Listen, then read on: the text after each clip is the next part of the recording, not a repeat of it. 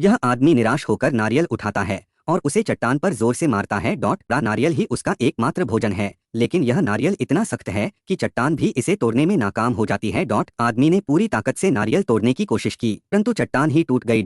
सौभाग्य से टूटे हुए पत्थर से एक धारदार पत्थर बन गया। आदमी ने उसी पत्थर से 360 बार वार किया। आखिरकार नारियल का खोल टूट गया। अब वह ताजे नारियल पानी का स्वाद ले सकता था। लेकिन केवल पानी पीने से पेट नहीं भरता। वह समुद्र किनारे जाता है, उम्मीद करता है कि उसे कुछ खाने को मिल जाए।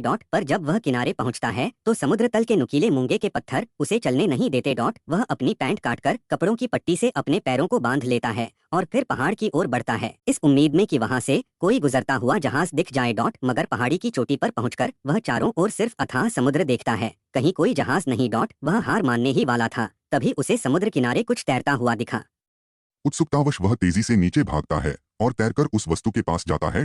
लेकिन नजदीक जाकर देखता है तो पाता है कि वह कोई और नहीं बल्कि उसका वही साथी है जो इस दुर्घटना में मारा गया था। अपनी भावनाओं को रोक नहीं पाता और शव को किनारे पर खींच लाता है। फिर वह अपने साथी के जूते निकालता है, क्योंकि उसे जूतों की सख्त जरूरत थी। जूते थोड़े छोटे थे लेकिन नंगे पैर रहने से बेहतर थे।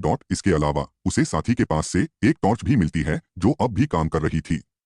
आखिर में वह अपने दोस्त का रोते हुए अंतिम संस्कार करता है। रात में वह अपनी पत्नी की तस्वीर देखता है लेकिन भूख की वजह से सो नहीं पाता। उसे कितना अच्छा लगता अगर उसके पास एक बर्गर होता। भूख उसे सोने नहीं देती, इसलिए वह फिर से समुद्र किनारे जाता है, शायद कुछ खाने को मिल जाए। अचानक दूर कहीं रोशनी चमकती है। वह खुशी से पागल हो जाता है और जोर जोर से चिल्लाने लगता है।